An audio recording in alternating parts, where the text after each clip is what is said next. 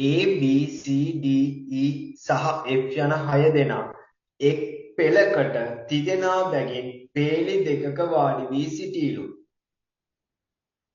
E A යටතේ දීලා තියෙනවා. E කිසිම පේලියක කෙළවර වාඩි වී නොසිටී.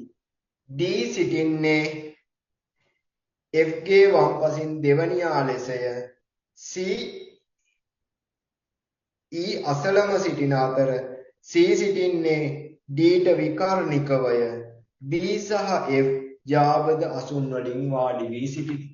ඔන්න ඔය ටිකට අදාළව සටහන ඇඳගෙන මුලින්ම කරන්න ඕන ගාන හොඳට අවබෝධ කරගන්න එක. ඊට පස්සේ ගාන හොඳට අවබෝධ කරගෙන පොඩි සටහනක් ඇඳලා ප්‍රශ්න වලට උත්තර ලියන්න තියෙනවා.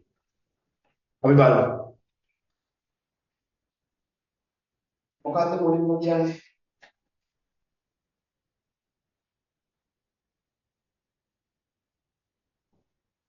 ABCD යන 6 දෙනා එක් පෙළකට තිදෙනා බැගින් වාඩි වෙලා ඉන්නේ. මෙන්න මෙහෙම පේලි දෙකක් තියෙනවා. ඒ පේලි දෙකේ 3 දෙනා ගානේ වාඩි වෙලා ඉන්නවලු. ඕක තමයි 6 දෙනා ඉන්නවා කියලා කියන්නේ. පේලි දෙකක 3 දෙනා ගානේ වාඩි වෙලා ඉන්නේ. මේකේ ඊට පස්සේ අනු දත්ත ටිකක් දීලා තියෙනවා. ඊකේ කිසිම පේලියක කෙළවරේ වාඩි වෙන්නේ නැහැ. මේ කෙළවරවල නම් එන්න බෑ. මේ කෙළවරවල නම් එන්න බෑ. ඔන්න ඔකනේ කියන්නේ. ඊට පස්සේ D සිටින්නේ F ගේ වම්පසින් දෙවනියා ලෙසය. D ඉන්නේ F ගේ වම් පැත්තෙන් පළවෙනියා නෙමෙයි දෙවනියා විදියට. ඒ කියන්නේ D හා F අතර තව එක්කෙනෙක් ඉන්න ඕන. D හා F අතර තව එක්කෙනෙක් ඉන්න ඕන. ඒකනේ කියන්නේ. D සිටින්නේ F ගේ වම් පැත්තෙන් දෙවනියා විදියට. වම් පැත්ත මේ පැත්ත දෙවනියා විදියට. ඊට පස්සේ තුන්වෙනි එකට කියනවා C E අසලම සිටින අතර C E අසලම සිටින අතර පළවෙනි එකේ මේකේ ලකුණු මේ ප්‍රධාන සමානයේ ලකුණු කරගන්න බැරි. අපි දන්නේ C E අසලම කොහොමද C E මෙතන ඉන්න පුළුවන්. නැත්නම් C E මෙතන ඉන්න පුළුවන්. අපි දන්නේ ඒකින්ද ඒ වගේම පොඩ්ඩක් මේ ප්‍රමාණ සටහනට පැත්තකින් අපි මේ සටහන් ටික දාගෙන පස්සේ තමයි මේකට තීන්දුව කරන්නේ. මෙතන කියමු CE අසලම ඉන්නේ. CE අසලම නම් CE එකට නම් මෙහෙම වෙන්න පුළුවන්. නැත්නම් කොහොමද වෙන්න පුළුවන්? C මේ පැත්තට ඇවිල්ලා C මේ පැත්තට එන්න පුළුවන්. ඔය ආකාර දෙකෙන්ම ඉන්න පුළුවන්. පිටානේ නිශ්චිතව. හැබැයි ඔය CE එකට ඉන්න අදහස. ඊට පස්සේ C සිටින්නේ Dට විකර්ණිකවයි. C සිටින්නේ Dට විකර්ණිකව. විකර්ණිකව කියන්නේ මොකද්ද? C මේ 6 7 දී කතා කරනවා චතුරස්‍රයක විකර්ණයක් කියන්නේ මොකද්ද? මෙන්න මේක තමයි විකර්ණයක් කියලා කියන්නේ. චතුරස්‍රයක් ගත්තොත් චතුරස්‍රයක එක ශීර්ෂයක ඉඳලා අනෙක් ශීර්ෂයට අන්න මෙන්න මේ සරල රේඛාවට අපි කියනවා විකර්ණයක් කියලා. මේ C සහ D ඉන්නේ විකර්ණිකවලු. C මෙතන හිටියොත් D ඉන්නේ මේ පැත්තේ. C මෙතන හිටියොත් D ඉන්නේ මේ පැත්තේ. D මෙතන හිටියොත් C ඉන්නේ මේ පැත්තේ. මෙතන D මේ පැත්තේ හිටියොත් C ඉන්නේ මේ පැත්තේ. ඔය ආකාර හතරෙන් ඕන දෙයක් වෙන්න පුළුවන්. අපි දන්නේ නැහැ. ඊට පස්සේ B සහ F යාබද අසුන් වල සිටී. B සහ F යාබද අසුන් වල සිටී.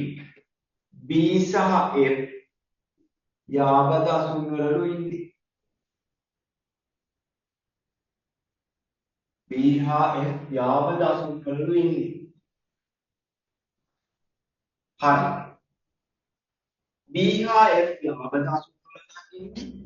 BF මෙහෙම වෙන්නත් පුළුවන්. නැත්තම් BF මෙහෙම වෙන්නත් පුළුවන්. ඇයි? එකිනෙකට යාබදනේ. BF B ගේ දකුණු පැත්තෙන් මෙහෙම හිටියත් ඒ දෙන්න එකට ඉන්නේ. B Bට F වම් පැත්තෙන් හිටියත් BF එක ළඟ ඉන්නේ. මේ ආකාර දෙකෙන් ඕන එකක් වෙන්න පුළුවන්. අපි බලමු දැන් අපිට දීලා තියෙන මෙන්න මේ දත්ත ටිකට අනුව මේක පුරවගන්නේ කොහොමද කියලා.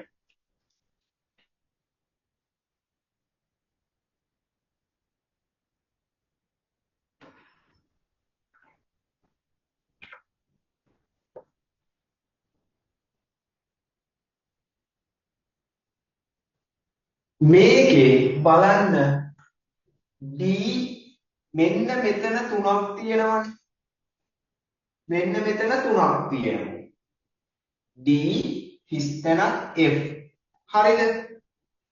මෙන්න මෙතනම කියනවා එක පේලියක ඉන්න පුළුවන් පුතේ 3 දෙනායි. මේ දීලා තියෙන පේලියක ඉන්න පුළුවන් 3 දෙනායි. අනිවාර්යෙන් මේ එක පේලියක මෙන්න මෙයා මේගොල්ලෝ 3 දෙනා ඉන්න ඕන. මෙතන එක්කෙනත් ඇතුළත්. හැබැයි මෙන්න මෙතන DF අතර තව එක්කෙනෙක් ඉන්න ඕන වගේ මෙතන තියනවා පුතේ FB එක ළඟ ඉන්නේ කියලා. FB එක ළඟලු ඉන්නේ. Facebook නෙමෙයි FB.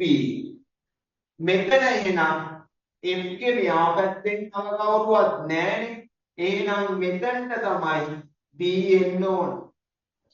මෙතනට තමයි B එන්න ඕන. එහෙනම් ඔන්න එකක් හරි අපිට D B F එකක ඉන්න ඕන. අනිත් එකේ තව එකක් අපි දන්නවා D ට විකර්ණිකව තමයි C ඉන්නේ. D ට විකර්ණිකව නම් C ඉන්නේ. මේ පැත්තෙන් C ඉන්න ඕන මේ කෙළවරේ.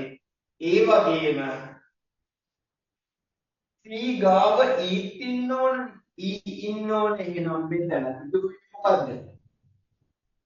ඉතුරු වෙන්නේ A නේ. ඒ ගැනනේ කියනවා. A මේ අඩු දැනට පුළුවන්. A B C D E F ඔන්න පිරුණා. හැබැයි හොඳට මතක තියාගෙන ඉන්න ඕන. අපිට මේ ආකාරයට එන්නත් පුළුවන්. මේ D B F හිතන්නකෝ මෙන්න මේ යට පේලියට ආවා කියලා. D B F යට පේලියට ආවා කියලා. D ට විකර්ණිකව මෙන්න මෙතන C ඇවිල්ලා E ඒ විදිහට මේ පේලිය මේකට උඩින් එන සැකසුම එන්නත් පුළුවන්. ඒ දෙකම එන්න පුළුවන්. ඒ දෙක වෙන් කරන්න ඒ දෙකෙන් එකක් ප්‍රතික්ෂේප කරන්න මෙතන අපිට දත්ත දීලා නැහැ. ඒ දෙකෙන් එකක් ප්‍රතික්ෂේප කරන්න අපිට අවශ්‍ය දත්ත දීලා නැහැ. මේ දෙකෙන් ඕන ආකාරයක් වෙන්න පුළුවන් සැකසුම. මේ එතකොට අපි උත්තර දෙනකොට උත්තර සැලකිලිමත් වෙන්න ඕනේ. මේ දෙකටම අදාළව තමයි ප්‍රශ්න වලට උත්තර දෙන්න ඕනේ. මේ සැකසුම් දෙකටම අදාළව තමයි ප්‍රශ්න වලට උත්තර දෙන්න ඕනේ. පළවෙනි ප්‍රශ්නේ මොකක්ද? පහත සඳහන් පිළිතුරු අතරින් විකර්ණිකව එකිනෙකට විරුද්ධව සිටින්නේ කවුද? පහත සඳහන් පිළිතුරු අතරින් විකර්ණිකව එකිනෙකට විරුද්ධව සිටින්නේ කවුද? පළවෙනි එක අහනවා. FC FC ඉන්නේ මෙතන මෙහිම විකර්ණිකවද? නෑනේ එකිනෙකට ප්‍රතිමුඛවනේ සම්මුඛවනේ. මෙතනත් එහෙම මේ සටහනත් අනුව එහෙමයි. එහෙනම් පළවෙනි උත්තරේ වැරදි. පළවෙනි එකේ ඒ උත්තරේ ගන්න බෑ. පළවෙනි උත්තරේ ඒ උත්තරේ ඔන්න ප්‍රතික්ෂේපිතයි. දෙවෙනි උත්තරේ මොකක්ද අහන්නේ? A සහ C. A සහ C ඉන්නේ එකම පෙළියේ. මෙතනක් තියෙනවා මෙතනක් තියෙනවා. එහෙනම් B උත්තරේ ගන්නත් බෑ අපිට. C අහන්නේ A හා B. A හා B. A හා B කියන්නේ විකර්මිකව නෙවෙයි. මෙතන කෙලවරේ ඉඳලා මෙතන මේකෙත් එහෙම. එහෙනම් C උත්තරේ ගන්නත් බෑ. D හා A. D හා A තින්නේ එකිනෙකට සම්මුඛව. ඒක ගන්නත් බෑ. D උත්තරේ ප්‍රතික්ෂේපය. E යන්න A හා F. A හා F වන්න විකර්මිකව ඉන්නේ මේකෙත් A හා F විකර්මිකව ඉන්නේ. එහෙනම් උත්තරේ වෙන්නේ E. A හා F කියන උත්තරය. B ට ඉදිරියෙන් සිටින්නේ කවුද? B ට ඉස්සරහින් කවුද ඉන්නේ? E නේ. මේකේ B ට ඉස්සරහින් ඉන්නේ E. එහෙනම් උත්තරේ D. දෙකට උත්තරේ D. තුනට වම් කෙළවරේ සිට බලන විට වම් කෙළවර මේ කෙළවරේ වම් කෙළවරේ සිට බලන විට තුන්වෙනි ස්ථානයේ වාඩි වී සිටින්නේ කවුද? වම් කෙළවරේ ඉඳලා බලනකොට තුන්වෙනි ස්ථානයේ වාඩි වෙලා ඉන්නේ කවුද? C නේ. හැබැයි මේ සටහනට අනුව වම් කෙළවරේ ඉඳලා තුන්වෙනි ස්ථානයේ ඉන්නේ F. ඉතින් උත්තරයට එන්න ඕන C හෝ F කියන තුන්වෙනි උත්තරේ. තුනට එන්නේ තුන්වෙනි උත්තරයට එන්නේ රෝම ඉලක්කම් අංක 3ට එන්නේ E කියන සිම්පල් E. C හෝ F කියන උත්තරය. C හෝ F කියන උත්තරය. C හෝ F කියන උත්තරය.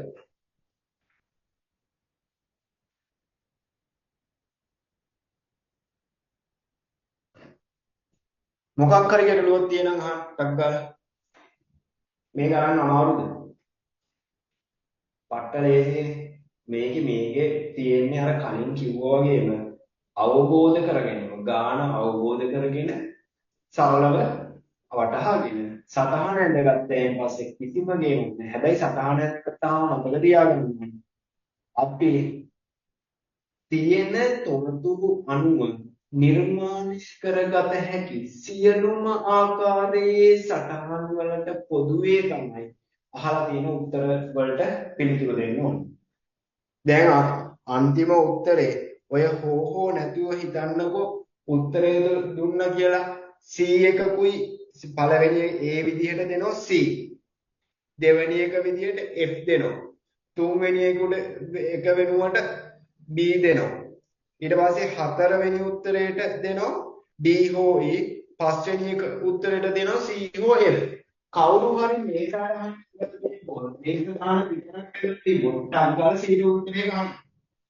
මේ සටහන කියනවා F විතරයි ගන්න. ඔය අදහස් දෙකම ආපු එක්කෙනා පමණමයි C හෝ F කියන උත්තරේට යන්නේ. පැහැදිලිව අවබෝධ කරගන්න ඕනේ. ඒකින්ද ගණන් පැහැදිලිව අවබෝධ කර ගැනීම මේ ප්‍රශ්න රටාවේ වැදගත්ම වූ සාධකයක්.